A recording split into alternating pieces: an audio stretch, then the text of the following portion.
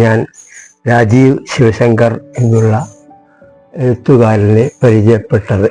അദ്ദേഹത്തിൻ്റെ പുസ്തകം സത്യം എന്ന നോവൽ, അലക്ഷ്യകരുടെ സത്യനെക്കുറിച്ച് പറഞ്ഞ് ഉള്ള ഒരു നോവൽ.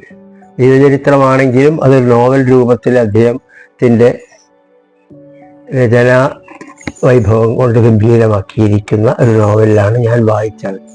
അത് വായിച്ചു കഴിഞ്ഞപ്പോഴാണ് പിന്നെ ഞാനൊരു ആരായാലും ഒരു എഴുത്തയക്കൽ എൻ്റെ ഒരു സ്വഭാവമാണ്. ഫോണിൽ കൂടി അധികം ഇല്ലാതെ കണ്ട് ലെറ്റർ അയക്കും. ആ ലെറ്റർ കിട്ടിയ ഉടൻ തന്നെയാണ് പടം എന്നുള്ള ഒരു പുസ്തകമുണ്ട് എന്ന് പറഞ്ഞ് പടം എനിക്ക് അയച്ചു തന്നത്. അത് എൻ്റെ ജീവിതത്തിൽ വളരെ ഗംഭീരമായിട്ട് 2 തവണ ആ പടം എന്നുള്ള പുസ്തകം 2 തവണ അടുപ്പിച്ച് വായിച്ചു. അതിൽ എന്നെപ്പോലുള്ള വ്യക്തികൾക്കൊക്കെ പഴയ ഒരു ചരിത്ര സംഭവങ്ങളൊക്കെ ഇങ്ങനെ ഓർമ്മ വരുത്തുന്ന നല്ല ഒരു പുസ്തകമാണ് പടം. കാരണം അതിന് ഒരു സംസ്കാരമുണ്ട്. അത് പിന്നെ ഈ വടക്കേ മലബാറായാലും ശരി, തിരുവിതാംകൂറായാലും ശരി, കേരളം മുഴുവനും ഉൾക്കൊള്ളുന്ന ഒരു സാമ്പ്രദായ രീതി ഒരു കാലഘട്ടത്തിൽ ഉണ്ടായിരുന്നു എന്ന് തെളിയിക്കുന്ന ഒരു അപൂർവ രചനയാണ് പടം രാജീവിൻ്റെ. അത് കഴിഞ്ഞിട്ടാണ് പിന്നെ ഒരു ഭീമസേനൻ്റെ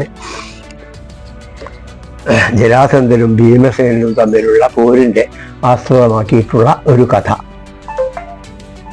പോര് എന്നുള്ളത്.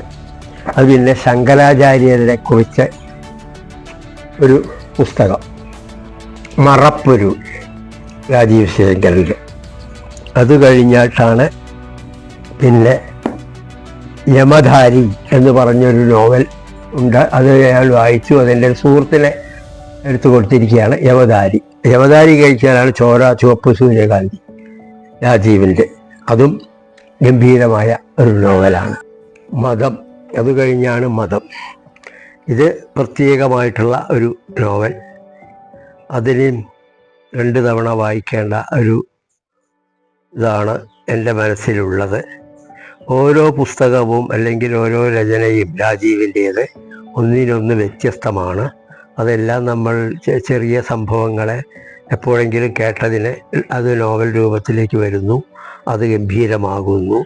ഒരു പുസ്തകം വായിച്ചാൽ വേറൊരു പുസ്തകം അതേമാതിരിയാണല്ലോ എന്നുള്ളത് പറയാൻ പറ്റില്ല. രാജീവിന് തനിയതായിട്ടുള്ള ഒരു ഇതുണ്ട്. പിന്നെ 2023 ജൂണിലാണ് ഫസ്റ്റ് പബ്ലിക്കേഷൻ നടത്തിയത്. അങ്ങനെയുള്ള ഹോംവർക്ക് എന്നുള്ള പുസ്തകം ഇന്നാണ് എനിക്കത് വാങ്ങാൻ പറ്റിയത്. ഇന്നത് വാങ്ങി 2 ദിവസത്തിൻ്റെ ഉള്ളിൽ ഇതും വായന തുടരും. ഇത് വായിച്ചു കഴിഞ്ഞതിന് ശേഷം അദ്ദേഹത്തിന് എൻ്റെ വായന അനുഭവം അറിയിക്കും. രാജീവിൻ്റെ കയ്യിൽ നിന്ന് ഇനിയും ബൃഹത്തായ ഇത്തരത്തിലുള്ള വായനാ സുഖമുള്ള രചനകൾ ഉണ്ടാവട്ടെ. എല്ലാവരും രാജീവിൻ്റെ ഈ പുസ്തകങ്ങളിൽ ഒന്ന് ശ്രദ്ധിക്കണം. വായനക്കാർ ഒന്ന് ശ്രദ്ധിച്ചാൽ തരക്കേടില്ല.